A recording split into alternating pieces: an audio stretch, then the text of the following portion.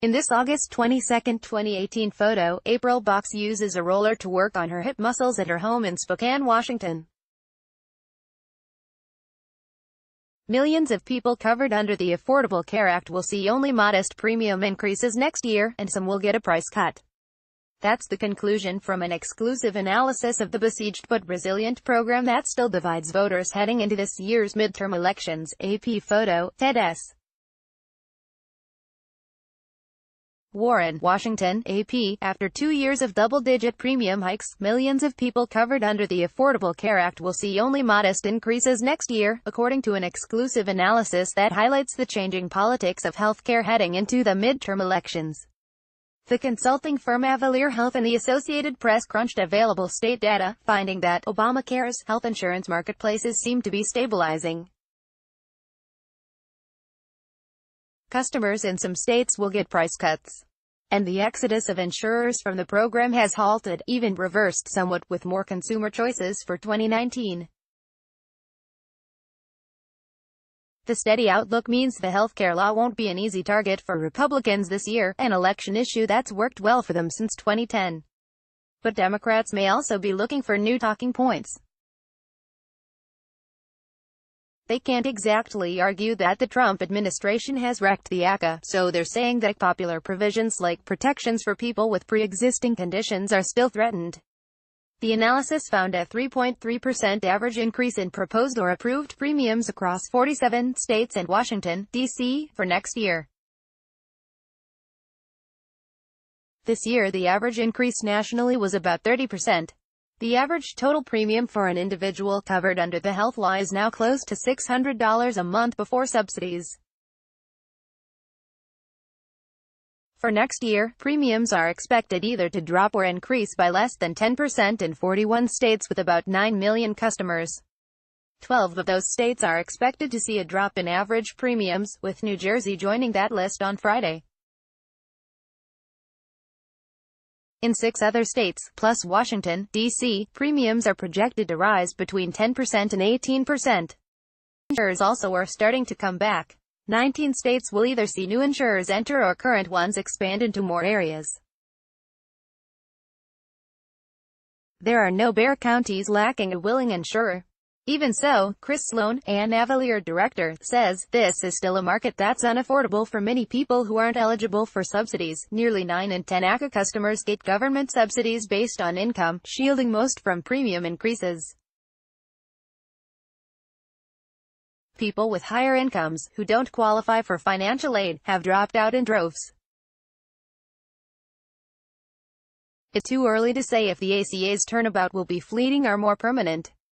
Either way, next year's numbers are at odds with the political rhetoric around the ACA, still heated even after President Donald Trump and congressional Republicans failed to repeal the law last year.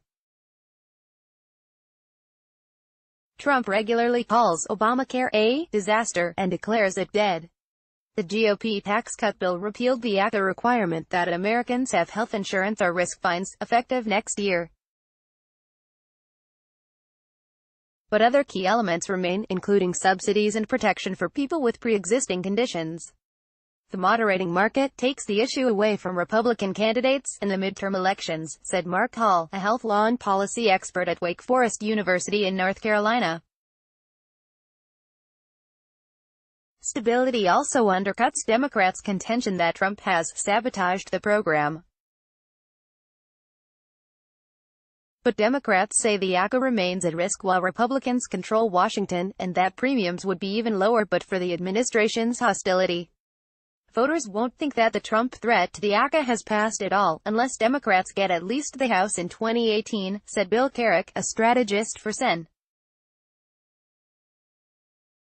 Dianne Feinstein, D. Caliph, whose re-election ads emphasize her support for the health law.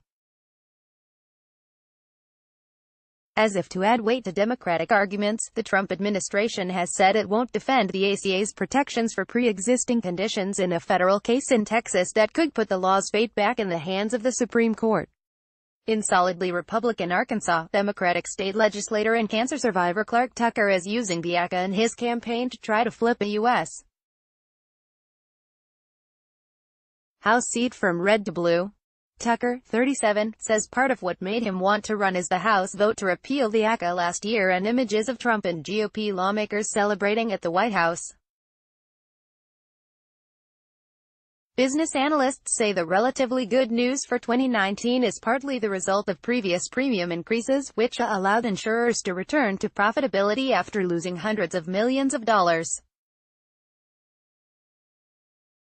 They can price better, and they can manage this population better, which is why they can actually make some money, said Deep Banerjee of Standard. Repeal of the ACA's requirement to carry insurance doesn't seem to have had a major impact yet, but Banerjee said there's a cloud of uncertainty around the Trump administration's potential policy shifts. Yet some administration actions have also helped settle the markets, such as continuing a premium stabilization program.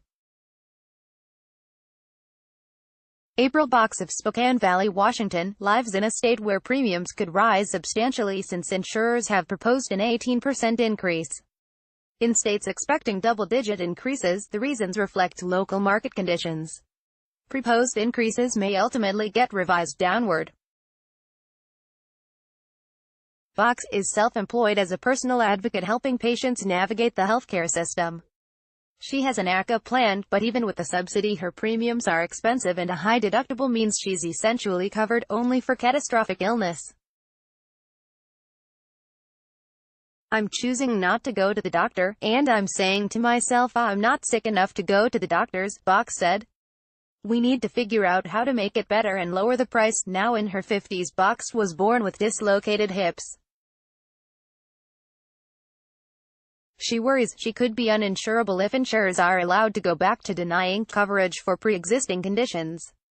She might need another hip surgery. It needs to be a level playing field for everybody, said Box. We need to have universal coverage. That is really the only answer. Tennessee is a prime example of the ACA's flipped fortunes. Last year, the state struggled to secure at least one insurer in every county.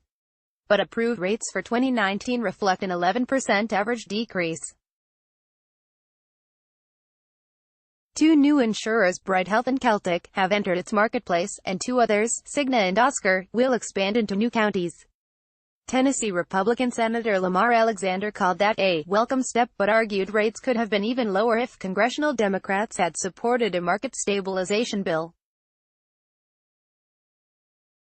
Democrats blame Republicans for the failure to calculate premium changes. Avalier and the Associated Press used proposed overall individual marketplace rate filings for 33 states and D.C., and final rates for 14 states that have already approved them. Data was not available for Massachusetts, Maryland and Alabama. The average rate change calculations include both on-exchange and off-exchange plans that comply with ACA requirements.